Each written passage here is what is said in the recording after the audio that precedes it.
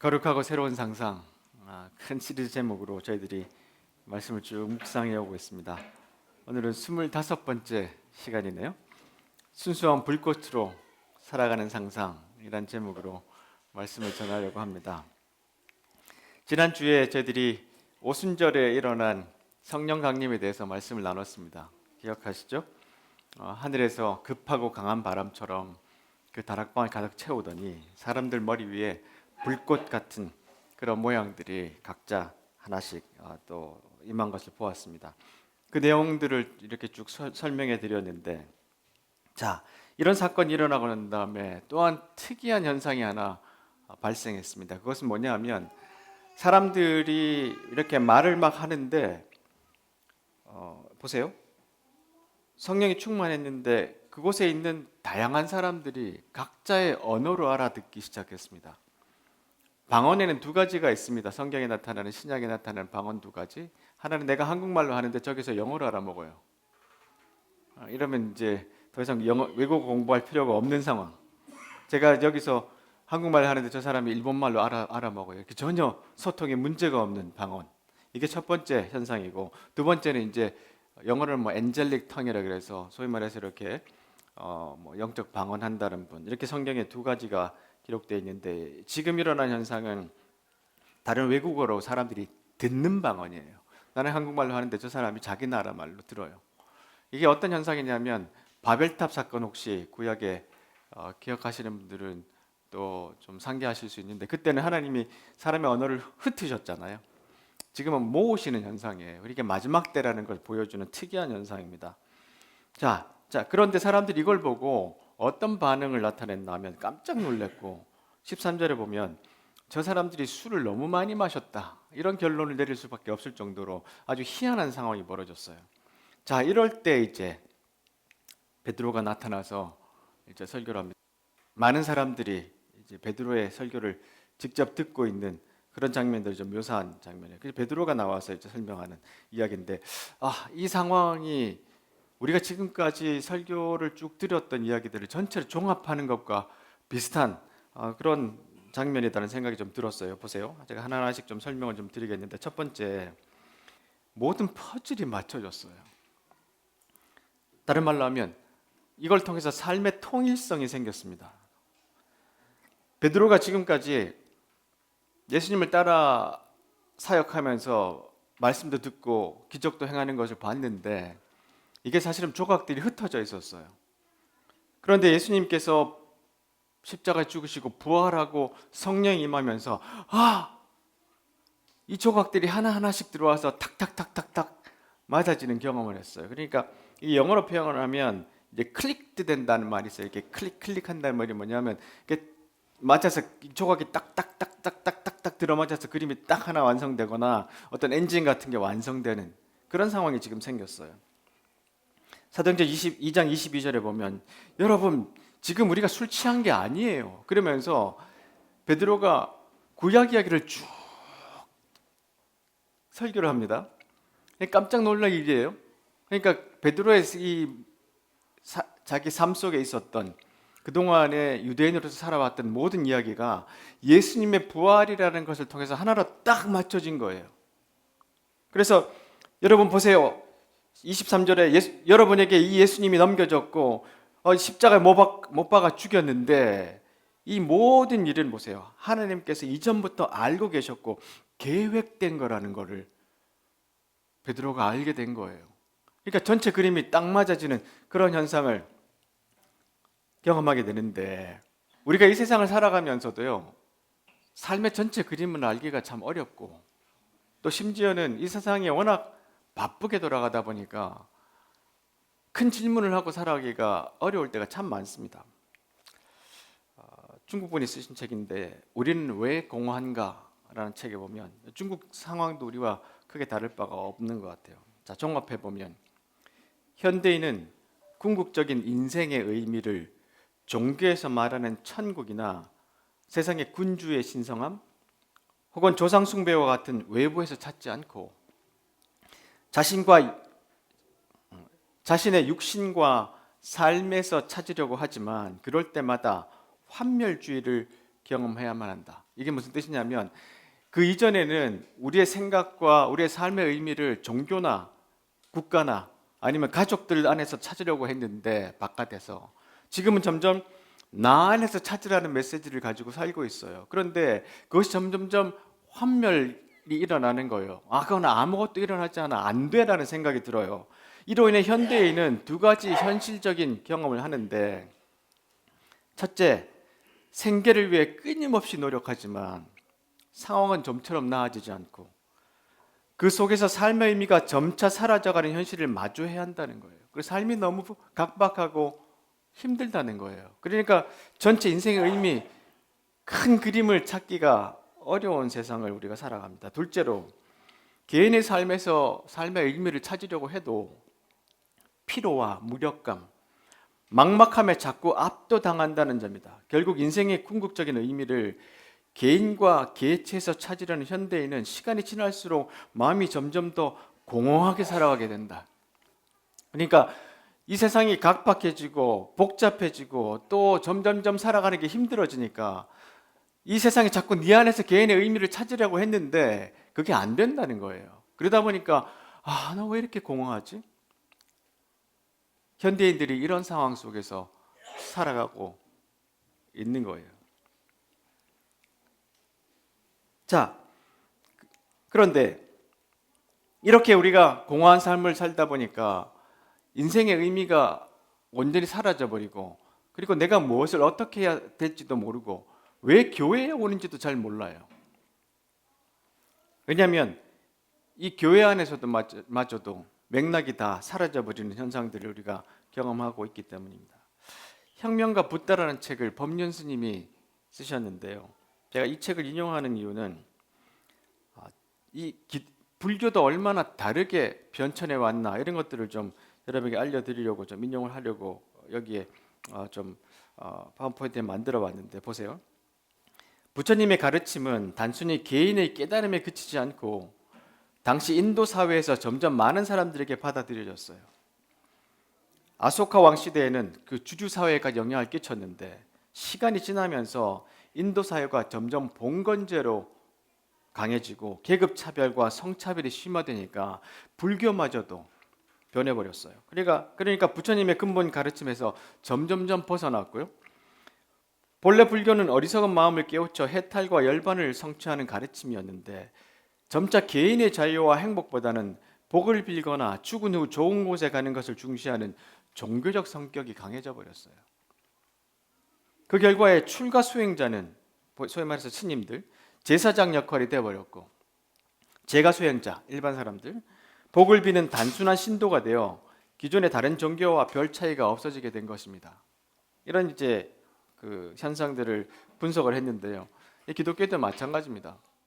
우리가 큰 그림이 없이 살아가면 신앙생활도 어떻게 되는지 알지 못하고 살아가게 된다는 거예요. 자, 이런 결과로 우리가 살아가는 목적이나 역할이나 의미가 시들해지고 의미가 없어질 수 있는데, 제가 지난번에 우리가 5가지 5 베터스 할 때 이 그림을 많이 보여드렸잖아요.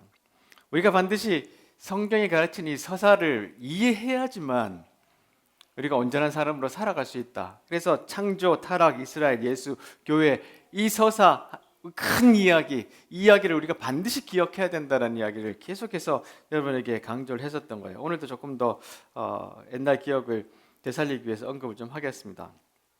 자, 보세요. 마태복음 16장 15절에 19절에 예수님께서 제자들에게 물으실 때 다른 사람들은 나를 엘리야라 그러고 그러는데 너희들은 나를 누구라고 하냐 할 때 시몬 베드로가 그렇게 대답하죠. 주님은 그리스도시며 살아계신 하나님의 아들이십니다. 예수님께서 베드로에게 말씀하셨습니다. 요나의 아들 시몬아, 내가 복되다. 내 혈육이 이것을 내게 알려준 것이 아니라 하늘에 계신 내 아버지께서 알려주신 것이다. 예수님께서 베드로에게 이전에 베드로에 대한 정체성에 대한 이야기를 해줬고요. 그리고 내가 누군지에 대한 것들을 알려주셨어요. 베드로는 그렇게 대답을 했단 말이에요. 근데 베드로는 정확하게 자기가 이 말을 하면서 큰 그림을 못 가졌어요. 이분이 그런 막연한 느낌을 갖고 있기는 했지만 정말로 예수님께서 구약에서 이야기하셨던 그 메시아시고 하나님의 아들이시고 이 땅에 오셔서 세상을 새롭게 창조하신다는 것을 다 이해를 못했던 거죠. 근데 성령이 임하시면서 이 모든 이 메시지 이야기들이 클릭 하면서 큰 그림이 그려졌어요. 그래서 이제는 베드로가 담대하게 나와서 자기가 경험한 이야기, 자기가 이해한 이야기를 사람들에게 할 수 있게 된 겁니다. 자, 그리고 큰 이 서사를 이해하고 난 다음에 큰 그림을 이제 퍼즐이 다 맞춰주니까 그 다음에 오는 현상이 뭐냐면 내가 어디에 서 있는지를 알게 돼요. 서사 한가운데 내가 섰어요. 이 큰 구약부터 하나님의 천지 창조부터 시작해서 예수님이 세상을 구원하시는 그 큰 역사의 흐름의 서사 안에 내가 딱 서 있다는 걸 발견하게 된 거예요. 이걸 어려운 말로 서사적 자아 이렇게 표현합니다. 서사적 자아. 이건 뭐냐면 나는 따로 각자 이렇게 흩어져 있는 존재가 아니라 저 과거부터 하나님께서 만드신 그 모든 일로부터 시작해서 역사적으로 세상을 새롭게 하시는 그 큰 흐름 안에 있는 사람, 그렇게 나를 이해하는 것, 이것이 가장 중요한 거예요. 내 정체성이 그냥 내가 어디서 이렇게 각자 개별로 있는 것이 아니라 하나님의 천지 창조부터 하나님의 형상으로 만들어진 사람으로부터 타락부터 시작해서 회복하고 새로운 세상을 창조하시는 그 큰 흐름 안에 내가 있다는 것, 서사적 자아를 깨닫는 것, 이게 얼마나 중요한지 몰라요. 내가 누군가. 근데 그것은 세상이 주는 응답이 아니라 바로 성경에서 말하는 천지 창조부터 흘러오는 그 서사적 강물 안에 내가 있다는 것.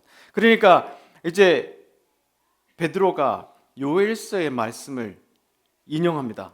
사람들이 막 방언하고 이러니까 막 외국어로 이야기하니까 사람들이 술 취했다 그랬잖아요. 근데 베드로가 아닙니다. 이건 요엘서에 있는 말씀이에요. 그리고 딱 인용하는데 보세요. 마지막 날에 내가 내 영을 모든 사람에게 부어주겠다.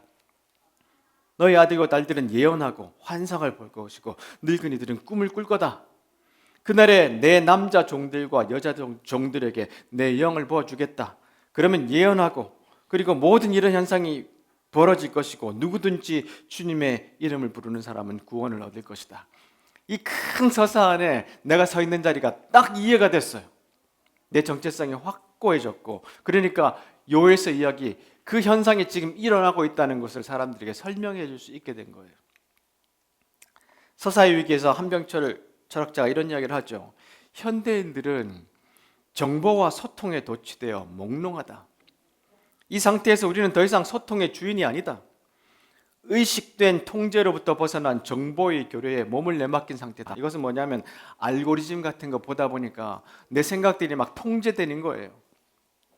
소통은 점점 더 외부에 의해 유도되고 자기 자신은 알아채지도 못한 채 알고리즘으로 조종되는 자동적이고 기계적인 프로세스에 예속된 것처럼 보인다. 우리가 사고하고 깊이 고민하는 것 같지만 사실은 우리가 보고 있는 그런 뉴스나 아니면 유튜브 통해서 내 사고가 계속해서 그냥 변질되는 거예요. 거기에 동화되는 거예요. 우리는 알고리즘으로 움직이는 블랙박스의 손에 내맡겨진다.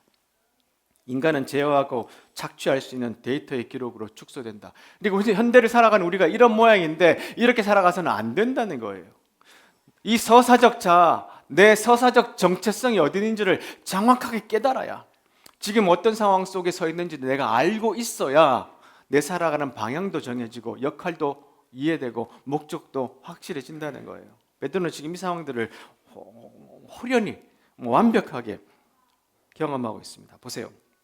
정의란 무엇인가? 여기서 샌델 교수가 이런 이야기를 합니다. 인간은 이야기하는 존재다. 서사의 존재다.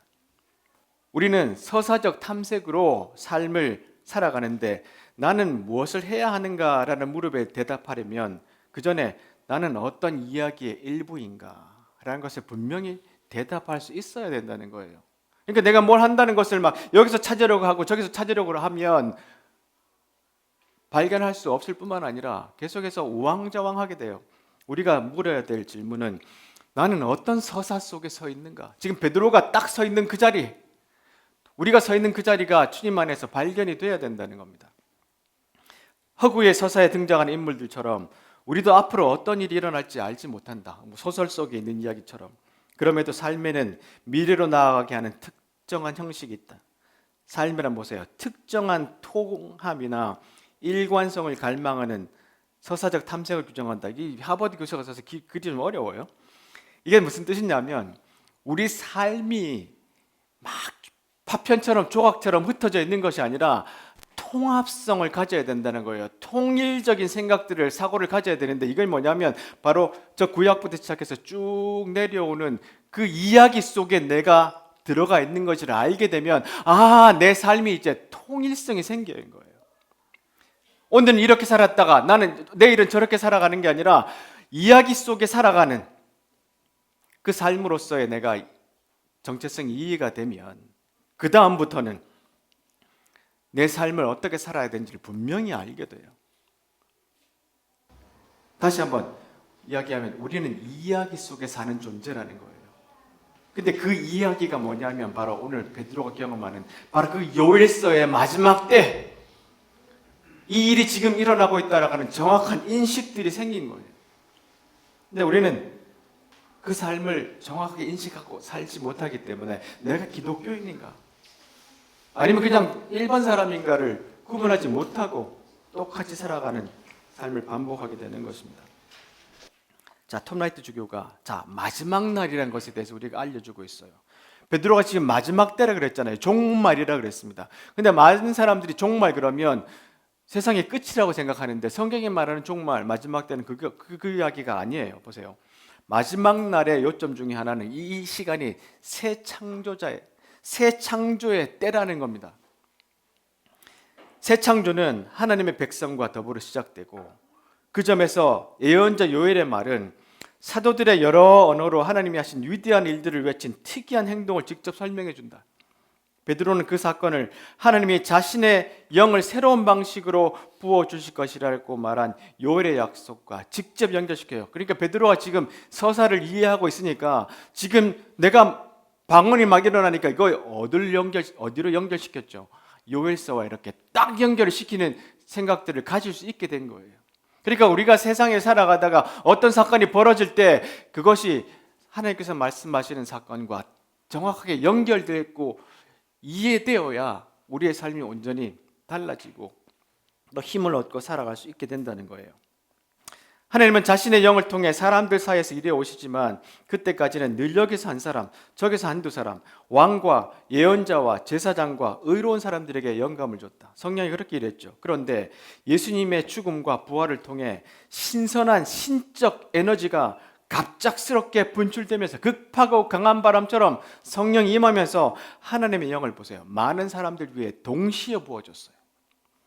노예와 자유인, 남자와 여자, 젊은이와 늙은이 사이에 차별이 없었고요. 그들 모두가 구별된 참 하나님의 백성이 된 거예요. 그러니까 다락방에서 성령 임한 것을 베드로는 이렇게 이해할 수 있게 됐다는 거예요. 이것이 우리에게 굉장히 중요한 겁니다. 성경의 전체적인 그림을 서사를 이해하지 못하면 우리의 삶을 낭비하거나 아니면 교회를 와도 온전하게 신앙생활을 살아내지 못할 경우가 너무 많게 되는 겁니다. 자, 그래서 사도행전 2장 22절에서 24절에 보면 베드로가 이 이야기를 전체를 확신 있게 이야기하잖아요. 그러므로 이스라엘 백성이 분명히 알아야 할 것이 있습니다. 당신들도 분명히 알아야 돼요. 그게 뭐냐면 여러분이 십자가에 못 박은 이 예수님을 하나님께서는 주와 그리스도가 되게 하셨다는 사실입니다. 베드로가 이걸 확실하게 이제 이해하게 된 겁니다.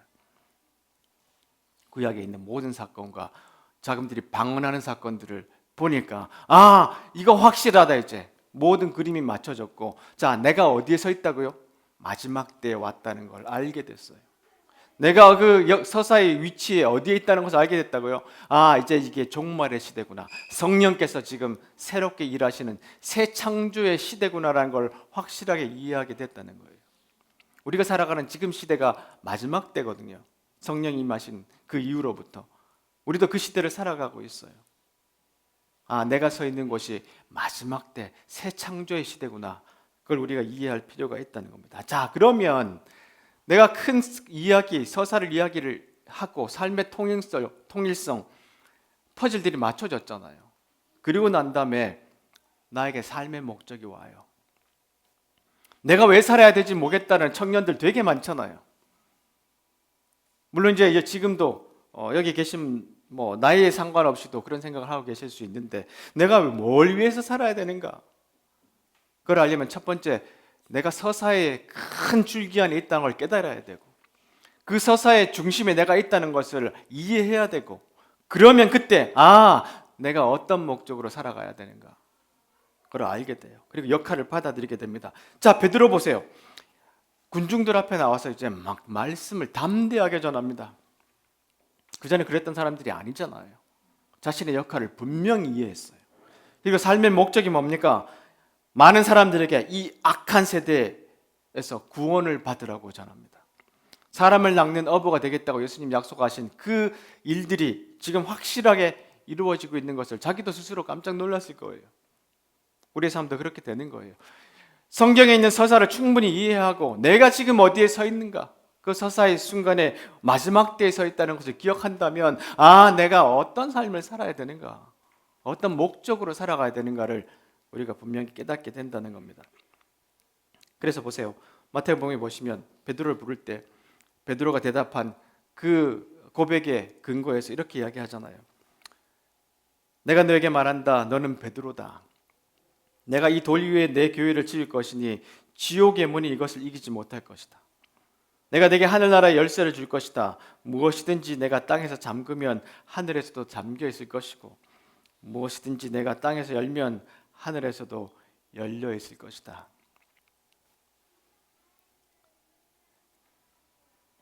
베드로가 그 전에 주님으로 받았던 이 이야기, 이 약속이 이제 내가 어떤 목적으로 살아가야 되는지, 무슨 역할을 해야 되는지 옛날에 이야기한 예수님의 말씀이 이해가 된 거예요. 근데 많은 사람들이 이 구절을 가지고 첫 번째 교황 임명이다, 그렇게 이 구절을 가톨릭은 사용합니다. 그래서 베드로가 첫 번째 교황이 됐다고 이제 이야기할 때 바로 이 구절, 하늘에서 매면 땅에서 매일 것이고, 뭐 이런 이제 이야기를 하는, 하여튼 성경에서 굉장히 중요한 구절인데요. 우리가 주님으로부터 받았던 이 약속들이 온전히 이해가 되는 상황, 이것들, 이 순간들, 이 깨달음의 순간들이 우리의 삶을 바꾸는 중요한 순간들이 되는 것이죠. 자, 그렇다면 베드로가 말한 이 구원받는다는 말, 구원받는다는 것이 뭐냐 하면 죽어서 천국 가는 이야기를 하고 있는 게 아니에요. 지금 베드로가 그 의미는 하나님의 구출하시는 능력을 아는 것, 그 능력은 예수님을 통해 드러났고 현재는 하나님이 최종적으로 행하실 위대한 구원의 행위를 기다리는 것. 베드로는 청중에게 주의 이름을 부르라고 말했습니다. 그래서 그 구원이란 것은 그 구출을 미래의 희망으로만이 아니라 현실의 실제로부터 경험하라는 것. 내가 갇혀있는 이 세상으로부터 구원받으라는 거예요.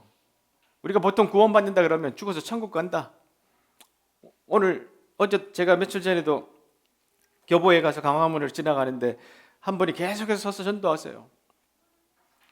혹시 오늘 죽어서 천국 갈 수 있다는 확신이 여러분에게 있습니까? 계속 거기서 그 말씀을 하세요. 근데 그 말씀도 뭐 일리가 있겠지만, 그러나 성경이 계속해서 말하는 구원은 죽어서 가는 천국 이야기가 아니라 지금 우리가 속박된 이 세상에서 구출되는 것, 그 이야기를 더 많이 합니다. 그래서 지금이 정말로 마지막 때라면 구원은 이미 시작되었고 무엇으로부터든 자신이 구출받아야 한다는 것을 아는 사람은 주를 부를 수 있고 어떻게 그 구출이 일어나는지 볼 수 있다. 이것은 뭐냐면 이제 베드로가 사람들에게 이야기하잖아요. 여러분, 예수님이 십자가에 죽으시고 부활하셨어요. 하나님께서 그를 그리스도로 만드셨는데 여러분, 그러면 구원을 우리도 받아야 됩니다. 그 뜻은 뭐냐면 지금 여러분이 속박되어 있는 이 세상에서 구출받아야 된다는 거예요. 그 사고 속에서 노임을 받아야 된다는 겁니다. 그러니까 이것을 전하기 위해서 베드로가 삶의 목적과 역할을 분명히 깨닫게 된 것이죠. 자, 그렇다면 토마스 헬란드 에릭슨이라는 분이 얼마 전에 또 돌아가셨는데 마지막 유작입니다. 이분이 이런 책을 썼어요. 만약 우리가 천국에 산다면 행복할 수 있을까?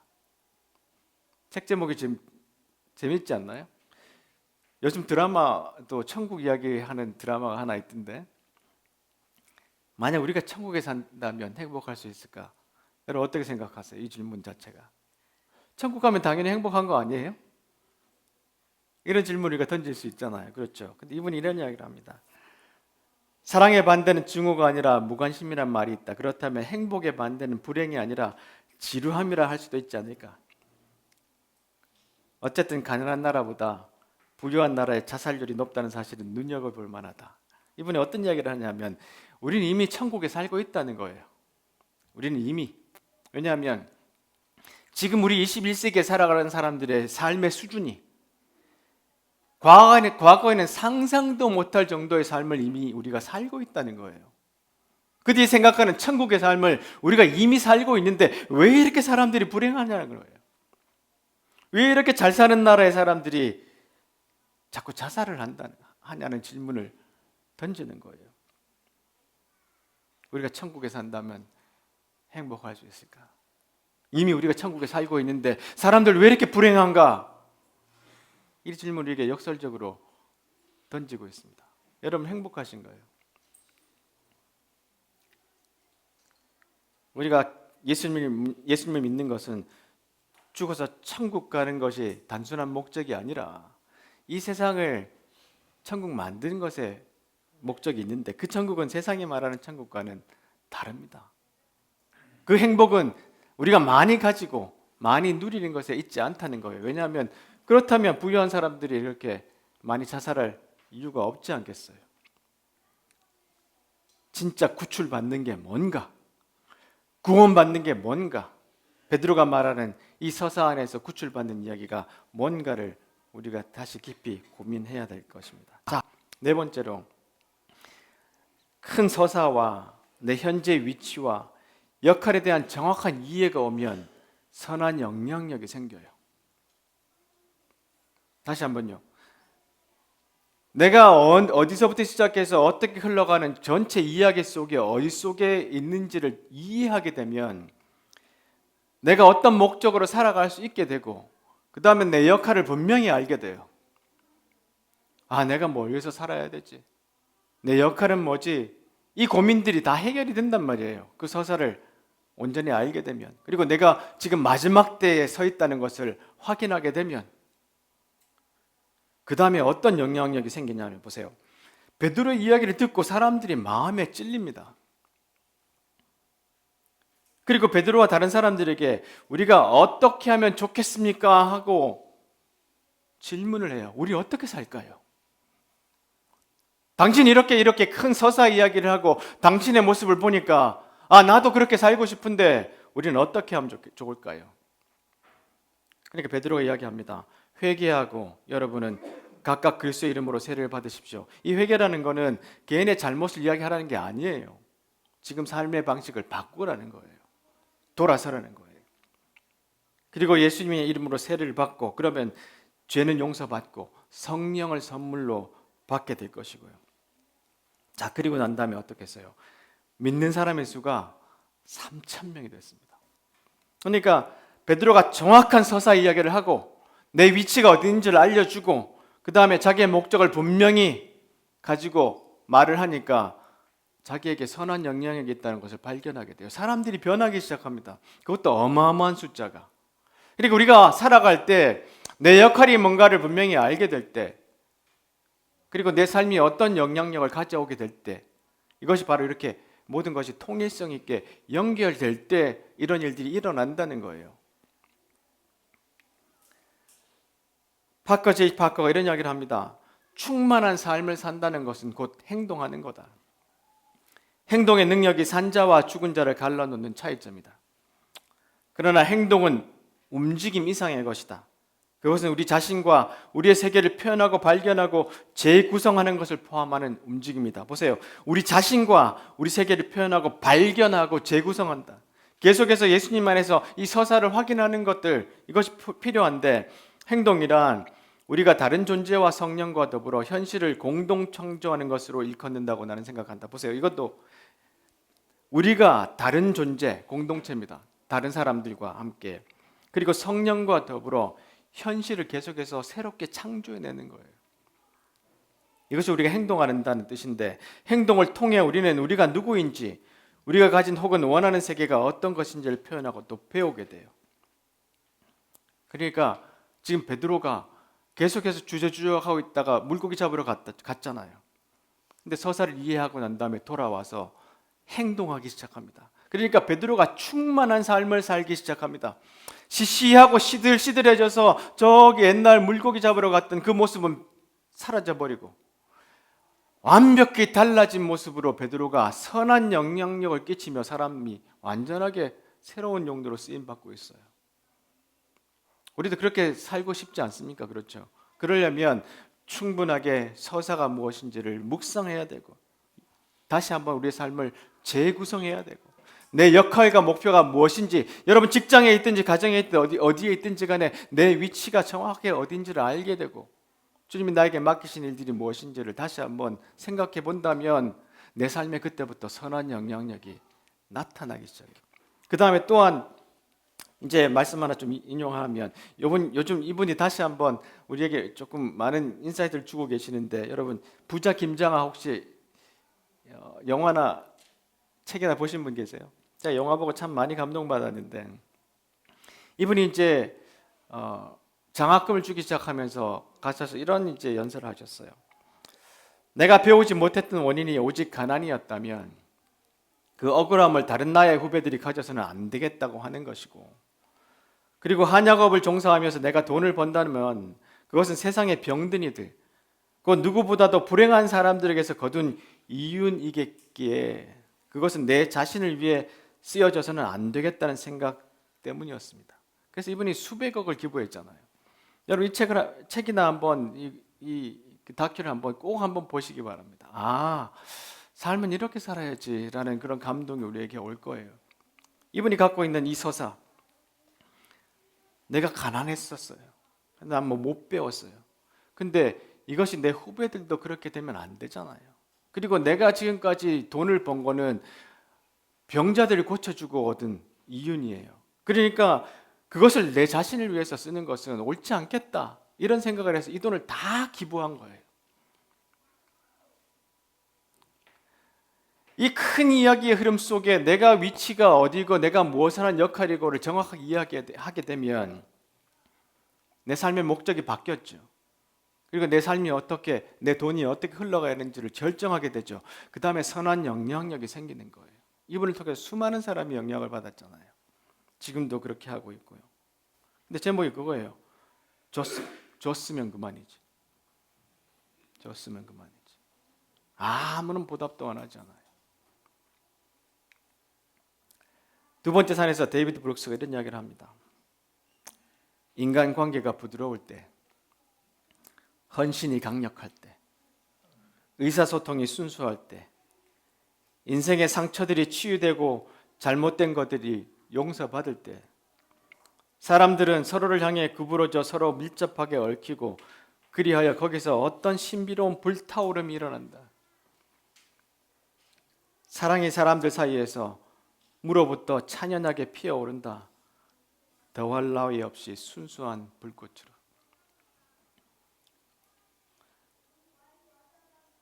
우리가 살아갈 때 하나님께서 우리를 이 세상에 심으신 특별한 목적이 있을 텐데, 더할 나위 없이 순수한 불꽃으로 살아간다면 얼마나 좋을까요? 그렇죠? 근데 그 내용이 여기에 다 안에 있습니다. 우리의 큰 서사를 이해하고 내가 마지막 때에 서 있다는 것을 분명히 확신하고, 그리고 내 삶의 목적과 역할을 온전히 받아들이고, 그 다음에 내가 그것을 위해서 헌신하고 살아가면 선한 영향력이 생겨요. 그 선한 영향력을 통해서 보세요. 나는 순수한 불꽃으로 남은 인생을 살아갈 수 있게 된다는 겁니다. 나이에 상관없이요. 말씀을 좀 이제 정리하겠습니다. 자, 41절에 보면 베드로의 설교를 받아들인 사람들이 세례를 받는데요. 3,000명이 됐죠. 보세요. 사람들은 사도들의 가르침을 받으며 서로 교제하고 빵을 나눠 먹고 기도한 일에 힘썼어요. 아주 특이한 현상이 발생하기 시작합니다. 선한 영향력으로 사람들이 공동체가 만들어지고요. 그리고 보세요. 많은 기적과 표적이 나타났어요. 놀라운 일들이 여기저기서 많이 이제 생겨났는데 보세요. 그 사람들 사이에서 뭐라고요? 두려운 마음이 생겼어요. 아, 이거 뭐지? 지금까지 본 적 없는 일들이 새로운 공동체, 새로운 사건을 통해서 계속해서 일어납니다. 그러니까 사람들 안에 두려운 마음이 생겼어요. 경외하는 마음. 와, 이런 일들이 실제로 일어날 수 있겠구나 하는 일들이 생겨났어요. 내가 선한 영향력을 이렇게 끼치면 새로운 공동체가 만들어지고 그 안에 사람들에게 이 두려운 마음, 이것이 사람들을 가장 순수하게 만드는 동기라는 생각이 들어요. 순수한 불꽃으로 살아갈 수 있게 만드는 동기. 이 두려운 마음이 교회 안에 생기기 시작하면서 공동체가 형성됐어요. 그러니까 사람들이 어떻게 했어요? 자기들이 돈을 막 가지고 와서 공동으로 살기 시작한 거예요.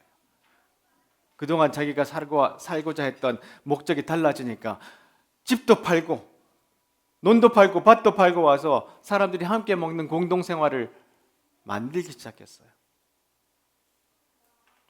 그리고 사람들이 집집마다 돌아가면서 기쁘고 순수한 마음으로 식사를 같이 하고 찬양하니까 주변 사람들이 칭찬하기 시작했어요.